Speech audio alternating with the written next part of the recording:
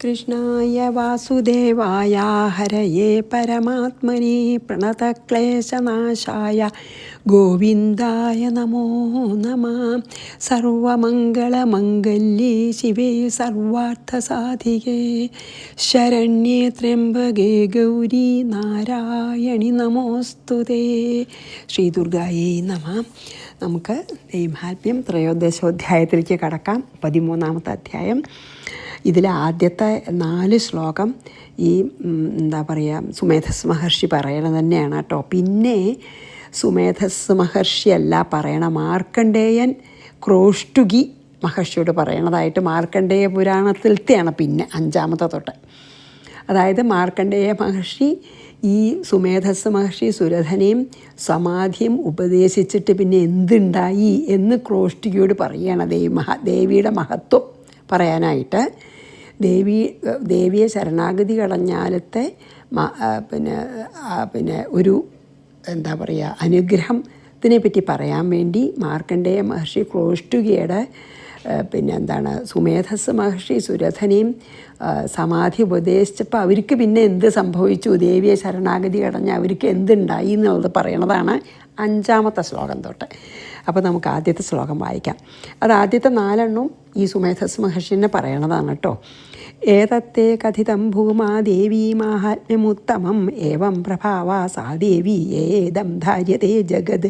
ഹേ ഭൂപ, ഹേ രാജാവേ, ഉത്തമം ഏതത് ദേവി മഹാത്മ്യം, ഉത്തമമായിട്ടുള്ള ഈ ദേവി മഹാത്മ്യം ഇതി തേ കഥിതം, ഇപ്രകാരം ഞാൻ അങ്ങയോടെ മുഴുവൻ പറഞ്ഞു. ഇനിയോ യയാ ഇതം ജഗത് ധാര്യതേ സാ ദേവി ഏവം പ്രഭാവ, ഈ പ്രപഞ്ചത്തെ മുഴുവൻ ധരിച്ചു കൊണ്ടിരിക്കുന്ന ആ ദേവിയുടെ പ്രഭാവം ഇതൊക്കെയാണ് എന്ന് പറഞ്ഞിട്ട് ഇനി പറയാൻ പോണത് കേട്ടോ. അത് ദേവിയുടെ പ്രഭാവത്തിനെ പറ്റി പറയുകയാണ്. അതായത് പിന്നെ കഴിഞ്ഞു കഥ, ദൈവമഹാത്മ്യം ചരിത്രം പറയൽ കഴിഞ്ഞു. എന്നിട്ട് പറയുകയാണ്, ഇപ്പം ഞാൻ അങ്ങയോട് ദൈവമഹാത്മ്യം മുഴുവനെ പറഞ്ഞു കഴിഞ്ഞു. ഈ ദൈവമഹാത്മ്യത്തിൻ്റെ പ്രഭാവം, അതായത് പ്രപഞ്ചസ്വരൂപിണി, അതാണ് ഈ പ്രപഞ്ചത്തെ ധരിച്ചു കൊണ്ടിരിക്കുന്നത്. ഈ പ്രപഞ്ചസ്വരൂപിണിയായിട്ടുള്ള ദേവിയുടെ പ്രഭാവത്തിനെ പറ്റി ഞാൻ പറയാം. ഇതൊക്കെയാണ് ദേവിയുടെ പ്രഭാവം. എത്ര പറഞ്ഞാലും മതിയില്ല, എന്നാലും ഏതത്തെ കഥിതം ഭൂപാ ദേവീ മാഹാത്മ്യമുത്തമം ഏവം പ്രഭാവാ സാ ദേവി ഏതം ധാര്യതേ ജഗത്. 2-ാമത്തെ സാ യഥാ പ്രീയതേ പുംസാം തേ സർവേ വിഗതജ്വരാഃ വിദ്യാ തയൈവ ക്രിയതേ ഭഗവത് വിഷ്ണുമായയാ. സാ യഥാ പുംസാം പ്രിയതേ, ആ ദേവിയുടെ പ്രസാദത്തിന് പാത്രമായിട്ടുള്ള ജനങ്ങൾ, അല്ലെങ്കിൽ ഭക്തർന്നോ പുരുഷന്മാർ പുംസാം ജനങ്ങൾ, ആ ദേവിയുടെ പ്രസാദത്തിന് പാത്രമായിട്ടുള്ള എല്ലാവരും വിഗതജ്വര വിഗതജ്വരന്മാരായിത്തീരുന്നു എന്നാണ്. വിഗതജ്വരന്മാരെ പറഞ്ഞാൽ എന്താ, അവരുടെ എല്ലാ ആപത്തുകളും ആഗ്രഹങ്ങളെ കൊണ്ടുണ്ടായ എല്ലാ ആപത്തുകളും അജ്ഞാനവും ഇതൊക്കെ ഇല്ലാണ്ടേക്കും. അതാണ് വിഗതജ്വരന്മാരായിത്തീരുന്ന് പറഞ്ഞാൽ എന്താ, അവരുടെ എല്ലാ ആഗ്രഹങ്ങളും അതുകൊണ്ടുണ്ടാകുന്ന അനർത്ഥങ്ങളും അവരുടെ അജ്ഞാനവും എല്ലാം ദേവി നീക്കുന്നു. അതായത് ഭഗവത് വിഷ്ണുമായ തയായേവ വിദ്യാഹ ക്രിയതേ, വിഷ്ണുമായിട്ടുള്ള ഭഗവതി തന്നെയാണ് നമ്മളെ മോഹിപ്പിക്കുന്നതും നമുക്ക് ജ്ഞാനം നൽകുന്നതും. അജ്ഞാനം നശിപ്പിച്ച് ജ്ഞാനം നൽകുന്നതും നമ്മളെ മായ കൊണ്ട് മോഹിപ്പിക്കുന്നതും, അജ്ഞാനികളെ മായ കൊണ്ട് മോഹിപ്പിക്കുന്നതും അജ്ഞാനികളുടെ അജ്ഞാനത്തെ നശിപ്പിച്ച് ജ്ഞാനം നൽകുന്നതും രണ്ടും ദേവി തന്നെയാണ്. അതുകൊണ്ടാണ് ദേവിയെ മനസ്സായിട്ടും പറയണത്. മനസ്സന്നെയാണ് മന ഏവ മനുഷ്യാണാം ബന്ധനം മോക്ഷസാധനം എന്ന് പറയൂലോ. ദേവി അങ്ങനെയാണ്, അവിവേകികളെ മോഹിപ്പിക്കും. ആ ദേവി തന്നെ ദേവിയെ ശരണാഗതി അടഞ്ഞാൽ വിദ്യ നൽകിയിട്ട് ജ്ഞാനം നൽകി മോചിപ്പിക്കുകയും ചെയ്യും. രണ്ടും ദേവി തന്നെയാണെന്നാണ് ഈ ശ്ലോകത്തിൽ പറഞ്ഞത്. സായത പ്രിയതേ പുംസാം തേ സർവേ വിഗതജ്വരാഃ, വിഗതജ്വരന്മാരായി തീർക്കും. അതായത് ആ വിദ്യയൊക്കെ നശിപ്പിക്കും. വിദ്യാതയൈവ ക്രിയതേ ഭഗവത് വിഷ്ണുമായ, ഈ വിഷ്ണുവായ എന്നിട്ട് ജ്ഞാനവും അരുളും. തയാ ത്വമഭിവൈശ്യശ്ച തഥൈവാന്യേ വിവേകിനഃ മോഹ്യന്തേ മോഹിതാശ്ചൈവ മോഹമേഷ്യന്തി ചാപരേ. അതാണ് പറയണത്. തയാ ത്വം അഭി, ആ ഭഗവതിയാൽ നീയും, അതായത് അങ്ങും രാജാവും, അങ്ങും സുമേധസ് മഹർഷി പറയാണ്, ഈ ദേവിയാൽ നീയും മീൻസ് രാജാവും, ഈ വൈശ്യനും അഭിവൈശ്യ, ഈ വൈശ്യനും, തഥാ ഏവ അന്യ അവിവേകിന, ബാക്കി അവിവേകികളും ഒക്കെ മോഹിപ്പിക്കപ്പെടുന്നു. അവിവേകത്തോടു കൂടി ഇരിക്കുന്നിടത്തോളം കാലം ഭഗവതി മോഹിപ്പിക്കും. അതാണിപ്പോൾ ഈ വൈശ്യനെയും സുമേധസ്സിനെയും മോഹിപ്പിച്ചുല്ലോ അല്ലേ? വൈശ്യനെയും സുമേധസ്സിനെയും മോഹിപ്പിച്ചു അല്ലേ? മോഹിപ്പിച്ചു. ഇനിയിപ്പോൾ ഈ മോഹത്തിൽ നിന്ന് കരകയറ്റാൻ ആരേ ഉള്ളൂ നമുക്ക് ശരണം? ഭഗവതി തന്നെ. അതാണ് പറയണത്. ഈ പിന്നെ ഹേ രാജാവേ, രാജാവിനെയും ഈ എന്താണ് വൈശ്യനെയും അതുപോലെ അവിവേകികളായിട്ടുള്ള എല്ലാവരെയും ഭഗവതി മോഹിപ്പിക്കുന്നു. മോഹിതാഹ ഏവാച, ചിലർ ആദ്യം തന്നെ മോഹിതരാണ്, ചിലരെ പിന്നെ എന്തെങ്കിലും ഒരു കാരണം കൊണ്ട് ആഗ്രഹം കൊണ്ട് കടന്ന് അവരെ മോഹം ഏഷ്യന്തീച്ച, ചിലരെ ഇനി ഇപ്പം മോഹിതരല്ലെങ്കിലും അവിവേകികളായി തീർന്നാൽ ഉടനെ അവരും മോഹിതരായി തീരും. അത്ര വിവേകം ഇല്ലെങ്കിൽ അത്ര മോഹിതരാവില്ല, അവിവേകം കൂടിയാൽ വല്ലാതെ മോഹിതരായിത്തീരും. അതാ പറഞ്ഞ ഇപ്പം അല്ലെങ്കിൽ പോലും അവിവേകികളായിട്ടിരുന്നാൽ പിന്നെയും നമ്മളെ മോഹിപ്പിക്കും. അപ്പം നിങ്ങളെപ്പോൾ മോഹിപ്പിച്ചതും ഈ വിഷ്ണുമായാണെന്ന് പറയുകയാണ്. തയാ തോമ്പി വൈശ്യശ്ച തഥൈവ അന്യേ അവിവേകിനഃ മോഹ്യന്തേ മോഹിതാശ്ചൈവ മോഹമേഷ്യന്തി ചാപരേ. പിന്നെ താമുപൈഹി മഹാരാജ ശരണം പരമേശ്വരിം ആരാധിതാ സൈവ നൃണാം ഭോഗസ്വർഗാപവർഗത. എന്നിട്ട് പറയണേ, ഹേ മഹാരാജ, താം പരമേശ്വരിയും ശരണം ഉപേഹി, അതുകൊണ്ടൊരു കാര്യം ചെയ്യൂ, മോക്ഷം വേണമെച്ചാൽ ഇതിന്ന് ഈ അവിവേകം കൊണ്ടുണ്ടാകുന്ന മോഹത്തിൽ നിന്ന് രക്ഷ വേണമെച്ചാൽ എന്താ ചെയ്യാൻ പറയണത്? ആ പരമേശ്വരിയെ ശരണം ഉപേഹി, ശരണാഗതി അടയൂ. ആരാധിത സായേവ, ആരാധിക്കപ്പെട്ടാൽ അല്ലെങ്കിൽ ആരാധന കൊണ്ട് ആ ഭഗവതി തന്നെ, ഭഗവതി വേണ്ട പോലെ ആരാധിച്ച് ശരണാഗതി അടഞ്ഞാൽ സായേവ, ആ ഭഗവതി തന്നെ, ഇപ്പം നിങ്ങളെ മോഹിപ്പിച്ചില്ലേ ആ വിഷ്ണുമായ തന്നെ ആരാധിച്ച് പ്രസാദിച്ചാൽ നൃണം ഭോഗ സ്വർഗാപവർഗത, നിങ്ങൾക്ക് എന്താ അഭീഷ്ടച്ചാൽ അത് തരും. ഭോഗം അതായത് ഇഹലോകത്തിൽ സുഖമാണെങ്കിൽ അത് തരും, സ്വർഗസുഖമാണോ വേണ്ട വെച്ചാൽ അത് തരും, അല്ല അപവർഗം വെച്ചാൽ മോക്ഷ വേണ്ട വെച്ചാൽ അത് തരും. ഇപ്പോൾ നിങ്ങളെ മോഹിപ്പിച്ച ഈ മഹാമായ പ്രസാദിച്ചാൽ നിങ്ങളുടെ എല്ലാ അഭീഷ്ടങ്ങളും സാധിക്കും. എന്തഭീഷ്ടമാണെങ്കിലും, ഇഹലോക സുഖം ഭോഗം അതിനാണെച്ചാൽ, അല്ല സ്വർഗസുഖത്തിനാണ് മോഹം ചാത്, അല്ല അപവർഗം മോക്ഷത്തിനാണ് മോഹം ചാൽ, എല്ലാം ദേവി സാധിപ്പിക്കും. താമുപേഹി മഹാരാജ ശരണം പരമേശ്വരിം ആരാധിതാ സൈവ നൃണാം ഭോഗസ്വർഗാപവർഗത. ഇനി അഞ്ചാമത്തെ മാർക്കണ്ഡേയം പറയാണ്. മാർക്കണ്ഡേയ മഹർഷി മാർക്കണ്ഡേയ പുരാണത്തിൽ ക്രോഷ്ടുകിയോട് പറയാണ്, സുമേധസ് മഹർഷിയുടെ ഒരു കഥ പോലെയാണ്, ദേവിയുടെ പ്രഭാവം കാണിക്കുന്ന ഒരു കഥയാണ് ഇത്. അപ്പോൾ സുമേധസ് മഹർഷിയുടെ ഉപദേശം കേട്ടിട്ട് സുരഥനും സമാധിക്കും, അതായത് രാജാവിനും വൈശ്യനും പിന്നെ എന്തുണ്ടായി എന്നുള്ളത് ക്രോഷ്ടുകി എന്ന മഹർഷിയോട് മാർക്കണ്ഡേയൻ പറയാണ്. മാർക്കണ്ഡേയ പുരാണത്തിൽ 5-ാമത്തെ ശ്ലോകം. ഇതി തസ്യ വച ശ്രുത്വാ സുരഥസ്സ നരാധിപ പ്രണിപത്യ മഹാഭാഗം തമൃഷിം സംശിതവ്രതം. ഒരു ശ്ലോകം കൂടി ഒന്നിച്ചാട്ടോ. നിർവിർണോതിമമത്വേന രാജ്യാപഹരണേന ച ജഗാമസഹ്യം തപസേ സച വൈശ്യോ മഹാമുനെ. എന്നിട്ട് മാർക്കണ്ഡേയൻ പറയണോ ക്രോഷ്ടുകിയോട് കേട്ടോ, ക്രോഷ്ടുകി മുനിയോടെ, ഹേ മഹാമുനെ, ഇതി തസ്യ വചഃ ശ്രുത്വ, ഇങ്ങനെ സമാധി സുമേധ മഹർഷിയുടെ വാക്കുകൾ കേട്ടിട്ട് നരാധിപ ആ രാജാവും സുരഥൻ എന്ന ആ രാജാവും രാജ്യാപഹരണേന അതിമമത്വേന ച നിർവിർണ, ആ തൻ്റെ വളരെയധികമുള്ള മമത കാരണം രാജ്യം അപഹരിക്കപ്പെട്ടപ്പോൾ ഉണ്ടായിരുന്ന ആ ദുഃഖത്തിൽ നിന്നും നിർവിർണ, അല്ലെങ്കിൽ ആ അറ്റാച്ച്മെൻറ്റിൽ നിന്നും മുക്തനായി നിർവിർണനായിട്ട് തം സംശിതവ്രതം, ദൃഢവ്രതത്തോടു കൂടി, തീർച്ചയാക്കി. എന്താ? മഹാഭാഗം ഋഷിം പ്രണിപത്യ, ഞാൻ എന്നാൽ ഭഗവതിയെ ശരണാഗതി തപസ് ചെയ്ത് ശരണാഗതി അടയാൻ പോവുകയാണെന്നുള്ള ദൃഢവ്രതം എടുത്തുകൊണ്ട്, അതാണ് സംശിത വ്രതം.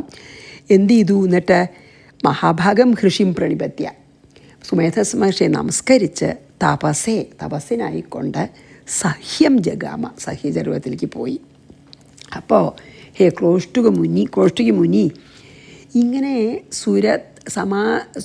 സുമേധസ് മഹർഷിയുടെ വാക്കുകൾ, അതായത് ദൈവമഹാത്മ്യം മുഴുവൻ പറഞ്ഞുവല്ലോ, ദൈവമഹാത്മ്യത്തിൻ്റെ മാഹാത്മ്യം പറഞ്ഞുവല്ലോ. അത് കേട്ടിട്ട് ഈ രാജാവ് തൻ്റെ അമിതമായിട്ടുള്ള മമത കൊണ്ടുണ്ടായ ദുഃഖമാണല്ലോ ഉണ്ടായത് രാജ്യാപഹരിക്കപ്പെട്ടപ്പോൾ. ആ മമതയിൽ നിന്നും മുക്തനായിട്ട് മഹർഷിയെ വളരെ സന്തോഷത്തോടുകൂടി നമസ്കരിച്ച് സഹ്യപർവ്വതത്തിലേക്ക് തപസ്സിനായി പോയി. വൈശ്യൻ എന്താ ചെയ്ത? വൈശ്യനും തന്നെ ചെയ്യും. നമസ്കരിച്ച് തപസ്സിനായി പോയി. എന്നിട്ട് പിന്നെ വൈശ്യ, ആ വൈശ്യൻ എന്താ ചെയ്ത്? തപസ്സേ സഹ്യം ജഗാമ, സമാധി എന്ന വൈശ്യനും ഈ രാജാവിനെ പോലെ തന്നെ മഹർഷിയെ നമസ്കരിച്ച് നല്ല വൈരാഗ്യത്തോടു കൂടി സഹ്യപർവ്വതത്തിലേക്ക് ഈ സുരഥൻ്റെ കൂടെ തന്നെ തപസ്സിനായി കൊണ്ടുപോയി. അതാണ് ഈ 2 ശ്ലോകം. മാർക്കണ്ഡേയ ഉവാച ഇതി സസ്യവച ശ്രുത്വാ സുരഥസ്സ നരാധിപ പ്രണിപത്യ മഹാഭാഗം തം ഋഷിം സംശിതവ്രതം നിർവിർണോതി മമത്വേന രാജ്യാപഹരണേന ച ജഗാമ സഹ്യം തപസേ സ ച വൈശ്യോ മഹാമുനെ. 7 സന്ദർശനാർത്ഥമംബായ നദീപുളിനമാസ്ഥിതഃ സ ച വൈശ്യസ്തപസ്തേ ദേവീ സൂക്തം പരം ജപൻ. അപ്പോൾ സഹ അംബായാഹ സന്ദർശനാർത്ഥം, അതായത് അതിനുശേഷം രാജാവ് ദേവിയെ ദർശിക്കുവാനായിട്ട് എന്ത് ചെയ്തു? അംബ പറഞ്ഞാൽ ഭഗവതിയെ സന്ദർശനാർത്ഥം ദർശിക്കാനായിട്ട് നദീപുളിനം ആസ്ഥിത, സഹ്യപർവ്വതത്തിന് ഒഴുകുന്ന നദിയുടെ തീരത്ത് ഇരുന്നിട്ട് പരം ദേവീസൂക്തം ജപൻ, ദേവീസൂക്തം ജപിച്ചിട്ട്, അപ്പോൾ ഈ സുമേധസ് മഹർഷി പറഞ്ഞു കൊടുത്ത സ്തുതികളിൽ ഏതെങ്കിലും തന്നെ ആയിരിക്കാം. എന്തായാലും ദേവീസൂക്തം അല്ലെങ്കിൽ വേറെ ദേവീസൂക്തം എന്താ വെച്ചാൽ അത് ജപിച്ചിട്ട് തപഃ തേപേ, തപസ് ചെയ്തു. ദേവീസൂക്തം ജപിച്ചിട്ട് രാജാവ് അതായത് ആ നദീതീരത്തിരുന്ന് ദേവീസൂക്തം ജപിച്ച് തപസ് ചെയ്തു രാജാവ്. പിന്നെയോ വൈശ്യഹാച്ച, വൈശ്യനും അതുപോലെ തപസ് ചെയ്തു. അപ്പോൾ രാജാവിൻ്റെയും വൈശ്യൻ്റെയും ഉദ്ദേശം, അഭീഷ്ടം വേറെയായി. രാജാവിന് ഇനിയും രാജ്യം ഭരിച്ച് സുഖമായി കുറച്ച് കാലം ഇരുന്നിട്ട് വേണമെന്നൊക്കെയാണ്. അപ്പോൾ ദേവീ സൂക്തം ജപിച്ചിട്ട് രാജാവ് സകാമമായിട്ട് പ്രാർത്ഥിച്ചു, എന്തെങ്കിലും കിട്ടാൻ വേണ്ടി പ്രാർത്ഥിച്ചു. പക്ഷേ ശരിക്കും പറയാച്ചാൽ വൈശ്യനാണ് അധികം വൈരാഗ്യം വന്നത്. നോക്കൂ, അതാണ് ഓരോരുത്തർക്ക് അവനവൻ്റെ മാനസികാവസ്ഥയും അവനവൻ ആധ്യാത്മിക പാതയിൽ എത്ര പുരോഗമിച്ചിരിക്കണു കഴിഞ്ഞ പല ജന്മങ്ങളായി എന്നുമൊക്കെ അനുസരിച്ചിട്ടാണ് ഒരേ ഉപദേശം കേട്ടാലും അത് ഉൾക്കൊള്ളാനുള്ള അനുഗ്രഹം ഉണ്ടാവുക എന്നാണ് ഇതെന്ന് തെളിയണത്. കാരണം രണ്ടാളും സുമേധസ് മഹർഷി പറയണത് ശ്രദ്ധാപൂർവം ഭക്തിപൂർവം കേട്ടു അല്ലേ. സുരഥന് അപ്പോഴും സകാമായിട്ടുള്ള ഭക്തിയിൽ നിന്ന് മാറാൻ സാധിച്ചില്ല. അതേസമയം സമാധി എന്നുള്ള വൈശ്യന് നല്ല പൂർണ്ണ വൈരാഗ്യം വന്നു, മോക്ഷം മാത്രം മതിയെന്നായി. അതാണ് വ്യത്യാസം. നമ്മൾക്ക് ജന്മജന്മാന്തരങ്ങളിലായിട്ട് നമ്മൾ ആധ്യാത്മിക പുരോഗതിയിൽ എത്ര പുരോഗമിച്ചു അനുസരിച്ചിട്ടാണ് നമ്മൾ നല്ല കാര്യങ്ങൾ കേട്ടാൽ എത്ര ഉൾക്കൊള്ളാൻ പറ്റും എന്നുള്ളതേ. ഒന്നും നമ്മുടെ കയ്യിലല്ല, ഒന്നും നമ്മുടെ കയ്യിലല്ല എന്ന് പറയുകയാണ്. അതാണ് ഇപ്പോൾ ഇതിൽ പറഞ്ഞത്. അതായത് സകാമായിട്ടുള്ള രാജാവ് മഹർഷി ഉപദേശിച്ചിട്ടുള്ള മന്ത്രം ജപിച്ചുകൊണ്ടും വൈരാഗ്യം പൂർണ്ണമായി വന്ന വൈശ്യൻ വേറെ എന്ത് മന്ത്രാച്ചാൽ അത് ജപിച്ചും കൊണ്ട് എവിടെ സഹ്യപർവ്വത്തെ തപസ് ചെയ്തു എന്നാണ് ഇതിൽ പറയണത് കേട്ടോ. സന്ദർശനാർത്ഥമംബായ നദീപുളിനമാസ്ഥിത സജ വൈശ്യസ്തപസ്തേവേ ദേവീ സൂക്തം പരം ജപൻ. ഇനി നോക്കിക്കോളൂ. തൗ തസ്മിൻ പുളിനെ ദേവ്യാഹ കൃത്വാ മൂർത്തിം മഹീമയീം അർഹണം ചക്രതുസ്തസ്യാഹ പുഷ്പധൂപാഗ്നിതർപ്പണം. എന്താണ്?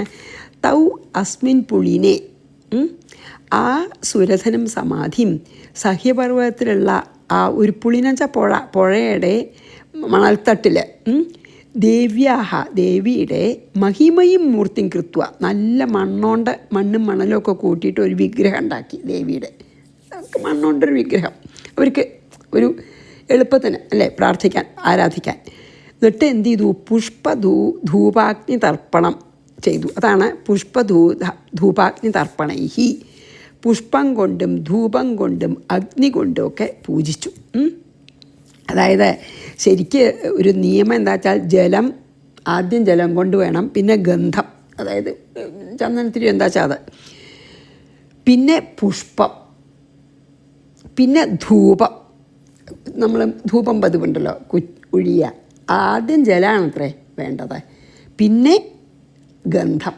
അതെന്താ അതിൻ്റെ ഒരു ഒരു ഒരു ഒരു സിംബോളിസം വെച്ചാൽ നമ്മളൊക്കെ പഞ്ചഭൂതങ്ങളിൽ നിന്ന് ഉണ്ടായതാണല്ലോ ഒന്ന്. അതായത് ഈ ബ്രഹ്മാണ്ടം മുഴുവനെ അതെ, നമ്മുടെ ഈ ദേഹം പിണ്ടാണ്ടും അതെ.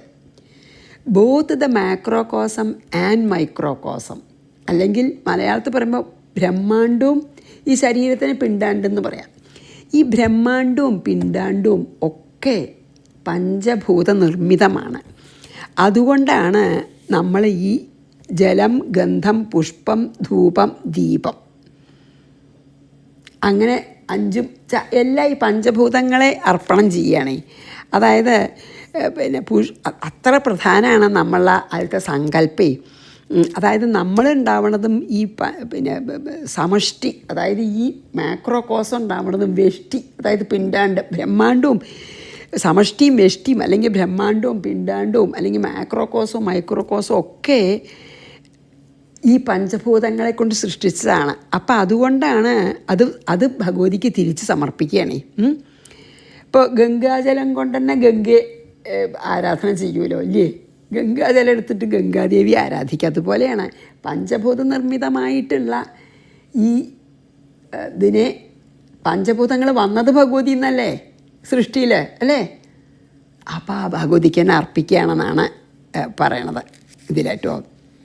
അപ്പോൾ അങ്ങനെ അവർ പിന്നെ ജല ഗന്ധ പുഷ്പ ധൂപ ദീപ നൈവേദ്യമോ എന്താ വെച്ചാൽ പിന്നെ നൈവേദ്യം അതുകൊണ്ടല്ലോ, അതൊക്കെ വെച്ച് ഭഗവതി നല്ലോണം പിന്നെ എന്താണ് നദീതീരത്ത് ആരാധന ചെയ്തു എന്ന് അതാണ് ഇതിൽ പറഞ്ഞത്. അപ്പോൾ അതിൻ്റെ ഒരു സിംബോളിസം അതാണ് പറയുക. അതായത് ഈ 5 കാര്യങ്ങൾ നമ്മൾ പഞ്ചഭൂതങ്ങളിൽ വന്നത് ഭഗവതിയിൽ നിന്നാണ് സൃഷ്ടി ഉണ്ടായത്. അപ്പോൾ തിരിച്ച് അതിനെ ഭഗവതിയിൽ തന്നെ സമർപ്പിക്കുകയാണ്. അത് വളരെ നല്ലൊരു അല്ലേ, വളരെ ബ്യൂട്ടിഫുൾ ആയിട്ടുള്ളൊരു ഇതല്ലേ പൂജയുടെ. അതൊക്കെ നമ്മളെ സങ്കല്പം അങ്ങനെ വേണം. പക്ഷേ അപ്പോൾ ചെയ്യുമ്പോഴേ നമുക്കത് അറിയാതെ നമ്മൾ ചെയ്യുമ്പോൾ നമ്മൾ ഇതാവില്ലേ. പക്ഷേ അറിഞ്ഞുകൊണ്ട് ചെയ്യുകയാണെന്ന് വെച്ചാൽ നമുക്കത് ശരിക്കും വിചാരിക്കാമല്ലോ അല്ലേ. വളരെ ബ്യൂട്ടിഫുള്ളാണത്. അപ്പം തൗ തസ്മിൻ പുളിനെ നേവ്യ കൃത്വാ മൂർത്തിം മഹീമയും അർഹണം ചക്രതുസ്തസ്യാഹ പുഷ്പധൂപാഗ്നി തർപ്പണൈഹി. ഇനി അതെ, അതായത് മണ്ണോണ്ടുള്ള വിഗ്രഹം ഉണ്ടാക്കി പൂജ ചെയ്തു എന്നാണല്ലോ. ഇനി നിരാഹാരോ യഥാഹാരോ തന്മനസ്കൗ സമാഹിതൗ ദദതുസ്തൗ ബലിം ചൈവ നിജഗാത്രാ സൃഗുക്ഷിതം. അതോ തൗ തഥാഹാരേ, ആദ്യം അവർ കുറച്ച് ഭക്ഷണം, അതായത് മിതമായിട്ട് വിശക്കുമ്പോൾ മാത്രം ജസ്റ്റ് ഇങ്ങനെ കുറച്ച് ഭക്ഷണം അങ്ങനെ തപസ് ചെയ്തു. പിന്നെയോ നിരാഹാരവും, ആഹാരം ഒന്നും കഴിക്കാണ്ട് ഫാസ്റ്റ് ചെയ്തു, ഒട്ടും കഴിക്കാണ്ട് തപസ് ചെയ്തു. തന്മനസ്കൗ സമാഹിതോ, എന്നിട്ട് ദേവിയെ ധ്യാനിച്ച് അവരുടെ മനസ്സ് ദേവിയിൽ നല്ലോണം അങ്ങോട്ട് ഉറച്ചു, ദൃഢമായിട്ടുള്ള തപസ് ചെയ്തു. ദൃഢനിശ്ചയത്തോടു കൂടിയല്ലേ പോയേ. ആദ്യം ഭക്ഷണം ഒന്ന് കുറച്ചു, പിന്നെ ഒട്ടും ഭക്ഷണം കഴിക്കാണ്ട് വളരെ ഏകാഗ്ര മനസ്സോടെ തപസ് ചെയ്തു. ചിത്തം എന്നിട്ട് ദേവിയിൽ ഉറച്ചു. അതാണ് സമാഹിതവും. സമാഹിതം വെച്ചാൽ എന്താ? തന്മനസ്കൗ, അവരുടെ ചിത്തം ഭഗവതിയിൽ ഉറച്ചു. തൗ നിജഗാത്രാസൃഗുക്ഷിതം ബലിം ച ഏവ ദദതു. അങ്ങനെ ഭൂതഗണങ്ങളുടെ തൃപ്തിക്കായിട്ട് അവർ ഭൂതഗണങ്ങളുണ്ടല്ലോ, നമ്മൾ കണ്ടുല്ലോ ഭൂതഗണങ്ങളെയൊക്കെ. അപ്പം ഭൂതഗണങ്ങളെയും പ്രീതിപ്പെടുത്താനായിട്ട് അവരെന്താ ചെയ്തറിയോ? നിജഗാത്രാസുർഗുക്ഷിതം, തൻ്റെ അവരവരുടെ ദേഹത്തു നിന്ന് ചോര എടുത്തിട്ട് അത് ഭൂതങ്ങൾക്ക് ബലിയായിട്ട് കൊടുത്തു. പട്ടിണി കിടന്ന് തപസ്സിതെന്ന് മാത്രമല്ല, ഭൂതഗണങ്ങളെയും കൂടിയും പ്രീതിപ്പെടുത്താനായിട്ട് സ്വന്തം ദേഹത്തിൽ നിന്ന് ചോരയെടുത്ത് ഭൂതബലി അവരർപ്പിച്ചു. നിരാഹാരോ യഥാഹാരോ തന്മനസ്കൗ സമാഹിതോ ദദുദുസ്തൗ ബലിം ചൈവ നിജഗാത്രാസൃഗുക്ഷിതം. അതാണ് നിജഗാത്രം, സ്വന്തം ശരീരത്തിൽ നിന്ന് അത് പറഞ്ഞാൽ രക്തം എടുത്തിട്ട് ഭഗവതിയുടെ ദേവിയുടെ ഭൂതങ്ങൾക്ക് ബലിയർപ്പിച്ചു അവർ. ഏവം സദാരാധയതോ സ്ത്രീഭിർ ഏവം ആരാധയതോ സ്ത്രീഭിർ വർഷൈ യഥാത്മനോ പരിതുഷ്ടാ ജഗദ്ധാത്രീ പ്രത്യക്ഷം പ്രാഹ ചണ്ഡിക.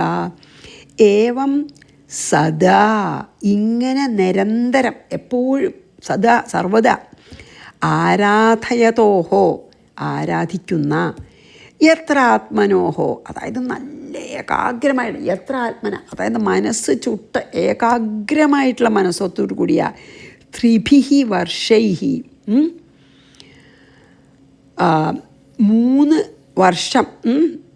3 വർഷം കൊണ്ട് പരിതുഷ്ട ജഗദ്ധാത്രി, പ്രസാദിച്ച ഈ ജഗജ്ജനനി ചണ്ഡികാദേവി പ്രത്യക്ഷം പ്രാഹ, വളരെ പ്രസാദിച്ച് പ്രത്യക്ഷപ്പെട്ട് അവരോട് പറഞ്ഞു എന്ന്.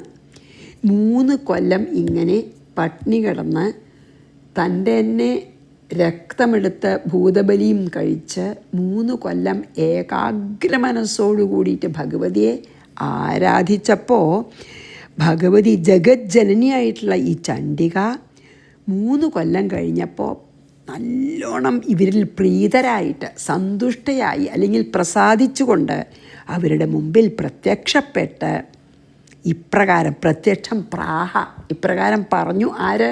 ചണ്ഡികാദേവി അവരുടെ മുമ്പിൽ പ്രത്യക്ഷപ്പെട്ടു. അത്ര കഠിന തപസ് ചെയ്തു ഇവരെ.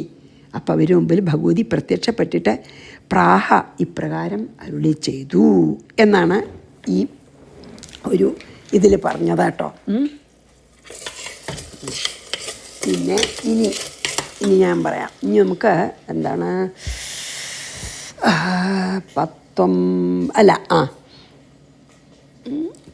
അതെ ഏവം സദാരാധയതോ സ്ത്രീഭിർവർഷൈ, 3 വർഷം, സ്ത്രീഭിർവർഷൈ യഥാത്മനോഹോ, യഥാത്മന പറഞ്ഞ ഏകാഗ്ര മനസ്സുകൊണ്ട് ആത്മാവിൽ ഇതായിക്കൊണ്ട്, പരിതുഷ്ട സന്തോഷിച്ചു. ആര്? ജഗദ്ധാത്രി, ജഗജ്ജനനി പ്രത്യക്ഷം പ്രാഹ ചണ്ഡിക, ആ ചണ്ഡികാദേവി പ്രത്യക്ഷപ്പെട്ട് ഇപ്രകാരം പറഞ്ഞു. യദ് പ്രാർത്ഥ്യതേ ത്വയാ ഭൂപ ത്വയാ ച കുലനന്ദന മത്തസ്തത് പ്രാർത്ഥ്യതാം സർവം പരിതുഷ്ടാ ദദാമി വാം. എന്താണ് ഇതിൽ പറയണത് നോക്കാം നമുക്ക്. ഇതിലെന്താ പറയണ വെച്ചാൽ, ഹേ ഭൂപ, ഹേ രാജാവേ, ത്വയാ തദ് പ്രാർത്ഥ്യതേ, ഹേ കുലനന്ദന, അല്ലയോ രാജൻ. ഭഗവതി പറയണ, ഏ രാജാവേ, കുലനന്ദന എന്ന് വിളിക്കണ്ടല്ലോ. എന്നിട്ട് ത്വയാ ച യത് പ്രാർത്ഥ്യതേ, നിനക്ക് എന്താണ് ആഗ്രഹമുള്ളത് ഹേ രാജാവേ? കുലനന്ദനം പറഞ്ഞാൽ കുലത്തിൻ്റെ, ആ കുലത്തിൽ ജനിച്ച വളരെ ഒരു നല്ല ആളെന്ന്. നിനക്ക് എന്താ വേണ്ടത്? തത് സർവം മത്തഹ പ്രാർത്ഥിതാം, എന്നോട് ചോദിച്ചോളൂ എന്ന് പറഞ്ഞു രാജാവിനോട്. ഹേ രാജാവേ, ഞാൻ പ്രീതയായിരിക്കുന്നു നിങ്ങളിൽ. നിങ്ങൾക്ക് എന്താണ് ആഗ്രഹം വെച്ചാൽ എന്നോട് ചോദിച്ചോളൂ. അഹം പരിതുഷ്ട വാം ദദാമി, ഞാൻ സന്തോഷത്തോടു കൂടിയത് നിങ്ങൾക്ക് ഞാൻ പ്രസാദിച്ചിരിക്കണം. അപ്പം ഞാൻ സന്തോഷത്തോടു കൂടി നീ എന്ത് ചോദിച്ചാലും ഞാൻ നൽകാം എന്ന് പറഞ്ഞു ഭഗവതി. ഞാൻ നിൻ്റെ തപസ്സിൽ പ്രസാദിച്ചിരിക്കുന്നു, എന്ത് അഭീഷ്ടവരം വേണമെങ്കിൽ ചോദിച്ചോളൂ, ഞാൻ തരാമെന്ന് പറഞ്ഞു. യത് പ്രാർത്ഥ്യതേ ത്വയാ ഭൂപ ത്വയാ ച കുലനന്ദന മത്തസ്തത് പ്രാർത്ഥ്യതാം സർവം പരിതുഷ്ടാ ദദാമി വാം എന്ന് പറഞ്ഞു. എന്നിട്ടോ തതോ വവ്രേ നൃപോ രാജ്യമവിഭ്രംശ്യന്യജന്മനി അത്രൈവ ച നിജം രാജ്യം ഹതശത്രുബലം ബലാൽ തതഹ നൃപഹ രാജ്യം വവ്രേ. കഷ്ടം അല്ലേ, ഭഗവതി പ്രത്യക്ഷപ്പെട്ടൊരു മോക്ഷം വേണമെന്ന് പറഞ്ഞില്ല അല്ലേ. ഇപ്പോൾ ധ്രുവൻ്റെ പോലെയായി. നമ്മൾ ധ്രുവൻ്റെ അങ്ങനെ കണ്ടുല്ലോ. പ്രഹ്ലാദൻ നേരെ തിരിച്ചാണല്ലോ ഉണ്ടായത്. ധ്രുവൻ എന്താ പറഞ്ഞ്, ധ്രുവൻ്റെ എന്തായിരുന്നു ധ്രുവൻ്റെ ദുഃഖം? അച്ഛൻ മടിയിലിരിക്കാൻ സമ്മതിച്ചില്ല എന്നല്ലേ. അപ്പോൾ ധ്രുവൻ രാജ്യത്തിനും ആ സുഖത്തിനും ലോകത്തെ സുഖത്തിനല്ലേ പ്രാർത്ഥിച്ചത്. അതുപോലെ ഇപ്പോൾ ഈ രാജാവേ സുരഥനെ അത്ര വൈരാഗ്യം വന്നിട്ടില്ല. അപ്പം എന്താ ചെയ്തത്? അപ്പം രാജാവ് രാജ്യം വേണമെന്ന് വരിച്ച വരേതാ, എനിക്ക് രാജ്യം വേണമെന്ന്. തതഹ നൃപ രാജ്യം വവ്രേ, രാജ്യം വേണമെന്നുള്ള വരം വരിച്ചു. അന്യജന്മനി അവിഭ്രംശി, അതായത് എനിക്ക് ഇനി അടുത്ത ജന്മത്തിൽ അവിഭ്രംശിനി, എനിക്കൊരിക്കലും ഒഴിഞ്ഞു പോകണ്ടാത്ത അധികാരം വേണം. ഇപ്പോൾ ഒഴിഞ്ഞു പോകേണ്ടി വന്നുല്ലോ. മക്കൾ രാജ്യം അപഹരിച്ചപ്പോൾ രാജ്യത്തു നിന്ന് ഓടിക്കപ്പെട്ടുല്ലോ. അപ്പോൾ എനിക്ക് അടുത്ത ജന്മം, ഹേ ദേവി, എനിക്ക് ഒരിക്കലും ഒഴിഞ്ഞു പോകണ്ടാത്ത രാജ്യാധികാരം തരണം എന്ന് പറഞ്ഞു. അന്യജന്മനി മീൻസ് അടുത്ത ജന്മത്തിൽ അവിഭ്രംശി, എനിക്കൊരു സ്ഥാനഭ്രംശം വരാത്ത വിധത്തിൽ എന്നേക്കും രാജ്യാധികാരം തരണം പറഞ്ഞു. കഷ്ടമല്ലേ. അത്രയേവ ബലാത് ഹതശത്രുബലം നിജരാജ്യം ച. എന്നിട്ടോ ഇപ്പോൾ ശത്രുക്കളെല്ലാം നിഗ്രഹിച്ചിട്ട് എനിക്ക് രാജ്യം തിരിച്ചു കിട്ടണം. രണ്ട് മോഹമുണ്ട്. ഇപ്പം എനിക്ക് നഷ്ടപ്പെട്ട രാജ്യം എനിക്ക് ഈ ജന്മത്തിൽ തിരിച്ചു കിട്ടണം. അടുത്ത ജന്മത്തിൽ എനിക്ക് ഒരിക്കലും നഷ്ടം വരാത്ത വിധത്തിൽ രാജ്യം ഭരിക്കാൻ സാധിക്കും വേണമെന്ന് പറഞ്ഞു. അതാണ് ഈ വൈരാഗ്യം പൂർണ്ണമായിട്ടില്ലേ. എന്നാലും പ്രാർത്ഥിച്ച് പ്രസാദിപ്പിക്കാൻ തൊക്കോണം വൈരാഗ്യം ഉണ്ടായി അല്ലേ. പക്ഷെ ഭാഗ്യം അത്രയ്ക്കേ പുരോഗമിച്ചിട്ടുള്ളൂ ആധ്യാത്മിക ഇതിലേ. അപ്പം അതാണ് വരിച്ചത് ആര്? രാജാവ്. അപ്പം എന്ത് ചോദിച്ചാലും തരാമെന്ന് പറഞ്ഞുവല്ലോ. ഇഹലോകത്തിലത്തെ സുഖമാണെങ്കിലും സ്വർഗസുഖമാണെങ്കിലും പിന്നെ മോക്ഷമാണെങ്കിലും ഞാൻ തരാമെന്ന് പറഞ്ഞുവല്ലോ. അപ്പം പിന്നെ രാജാവ് ഇഹലോകത്തിലത്തെ സുഖം വരിച്ചു. ഇനി അടുത്ത ജന്മം അന്യജന്മനി പറഞ്ഞു. അടുത്ത ജന്മത്തിൽ എനിക്ക് ഒരിക്കലും ഭ്രംശം വരാത്ത രാജ്യാധികാരം വേണമെന്നും പറഞ്ഞു. അതാണ് പറഞ്ഞത്. അപ്പം നമുക്ക് ഇതിവിടെ നിർത്തണം, എന്താ വെച്ചാൽ സമയമായി. അപ്പം ഞാൻ 12 വായിച്ച് നിർത്തിയത് അടുത്തതിൽ നമ്മളിത് അവസാനിപ്പിക്കും. തതോ വവ്രേ നൃപോ രാജ്യം അവിഭ്രംശന്യജന്മനി അത്രൈവ ച നിജം രാജ്യം ഹതശത്രുബലം ബലാത്. ശ്രീകൃഷ്ണാർപ്പണമസ്തു. സർവത്ര ഗോവിന്ദനാമ സങ്കീർത്തനം. ഗോവിന്ദ ഗോവിന്ദ. ഗുരുവായൂരപ്പാ ശരണം. ശ്രീദുർഗായൈ നമഃ.